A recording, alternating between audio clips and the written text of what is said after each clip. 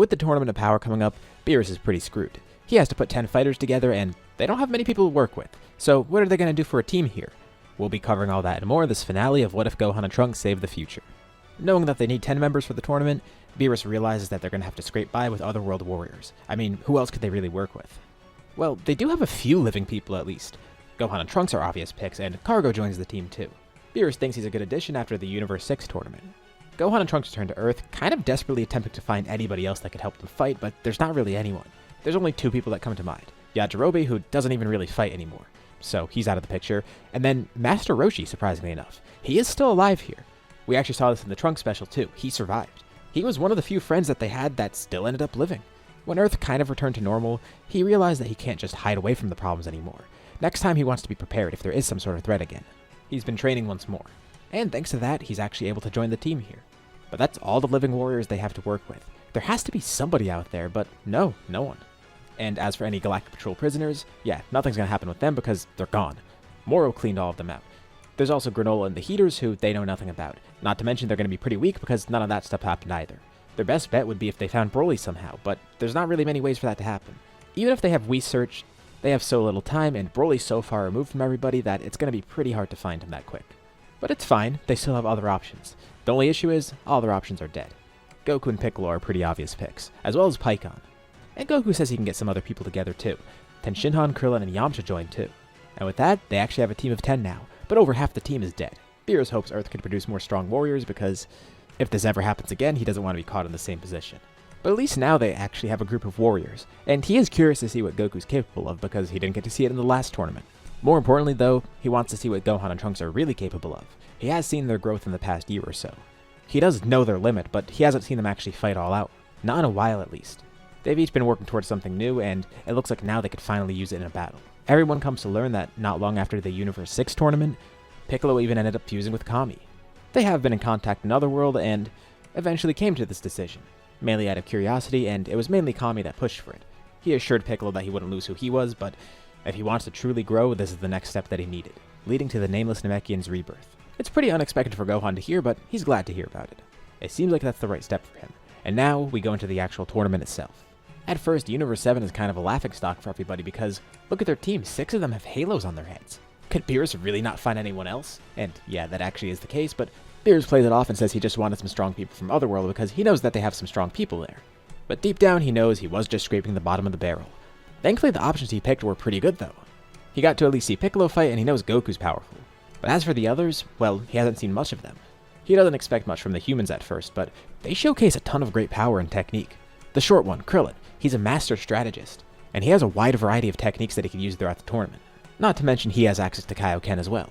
So, while he has no transformations, this at least helps buff him a bunch. The same goes for Yamcha and Tenshinhan too. All three of them are martial arts masters, and they even would have brought Chaozu along if they needed him. Roshi's pretty amazed to see their growth, especially Krillin and Yamcha. Even in death, his students are surpassing him. It's amazing. Roshi's actually able to kind of hold his own here too, but not to the level of those three. Ten's gotten a lot more in touch with himself, and he's sure to make use of a bunch of his weird techniques, sharing them with Krillin and Yamcha as well.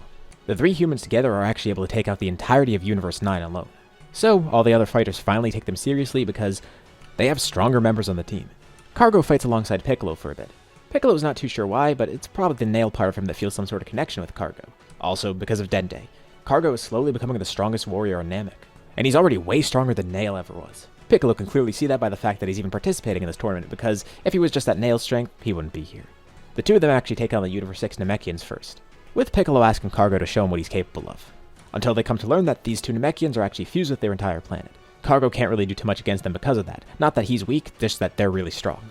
But Piccolo gets to showcase a bit of evolved Kaioken, knocking both of them out of the ring. Speaking of Universe 6, Goku and Pikkon actually end up facing the Saiyans. Goku's a bit surprised to learn that they don't have Super Saiyan at all. Well, it kinda makes sense, they seem different to begin with. If Vegeta were still around, he would have loved this. Goku at least has a fun time fighting them, but with Super Saiyan alone he's able to defeat them. He and Pikkon are still holding back heavily. But just as they finish their fight, they're attacked by some of the Pride Troopers.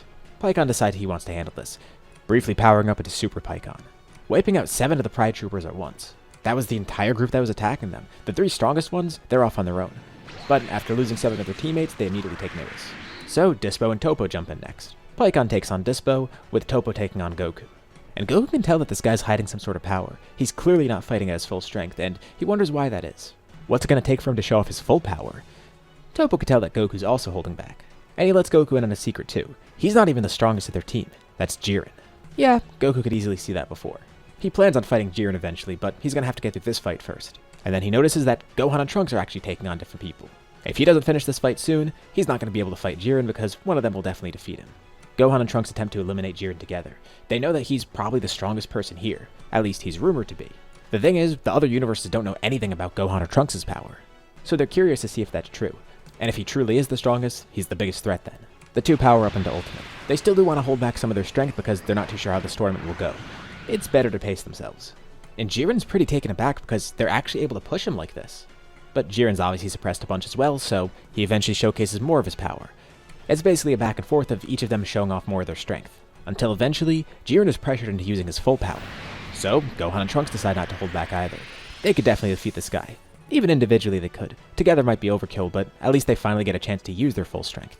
A strange aura surrounds the two of them, and quickly, it explodes, shaking the entire world of Void. The pressure from it is incredible.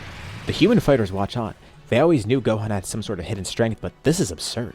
Kargo and Piccolo can't believe what they're witnessing either. And Goku comes to realize he's definitely not going to have a chance to fight Jiren now. Pikkon can't believe Goku's son is that strong. Same for that other Saiyan. They finish powering up, standing there with tall white hair.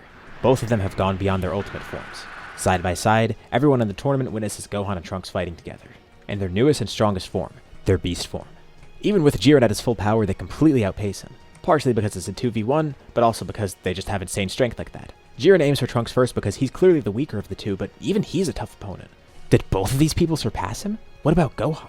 Jiren can't seem to land a hit on them, they're just so fast, and even when he does, they don't take much damage, if any at all. A 2v1 really is overkill, but even in a 1v1, he doesn't know if he'd win against them. Gohan does admire Jiren's strength though, and the fact that he's a superhero. It makes him wonder, maybe in another life he would have been a hero as well. But he's glad to at least get the opportunity to fight the strongest mortal from another universe. He and Trunks attack Jiren with a flurry of kicks and punches, and then stand back to back, finishing it off with a master student Masenko. Not only knocking Jiren out of the ring, but basically tearing the ring in half from where the blast hits. Because he sent right through it. Gohan commends Trunks for that. Gohan unlocked this form first and is much more adept with it, so Trunks is still kind of learning it. He pulled it off really well there, although he drops out of it immediately after because it is pretty draining for him. Well, he definitely made a good use of it at least. Seeing Jiren get knocked out, Toppo decides to transform into his strongest form. He didn't really want to do this, but he has to prove his strength and protect his universe somehow, showcasing his God of Destruction mode. This makes Goku pretty happy because now he can use his full power. He's been waiting to show this off and he yells out to Gohan and Trunks, "Watch this." Goku's hair grows out significantly, but it doesn't change color, it's still black. Although he does grow fur around him and some of his clothes even disappear. Weird. He also notably grows a tail, and his power increases significantly. He's actually had this form for a while, but never really had the chance to show Gohan and Trunks. And Gohan can't believe Goku hid it from him for that long. Well, Goku was wondering if they'd be able to unlock this, but clearly they've gone down a different path. So, no point in holding it back anymore. This is what he likes to call Super Saiyan 4. But that's not the end of it. Goku's aura suddenly changes. He has a red glow around him. Not like Kaioken though, it's something different. He tells Toppo this is the next stage. Super Full Power Saiyan 4. It's still not going to be enough to defeat a God of Destruction though. Honestly, Goku's not too sure about that.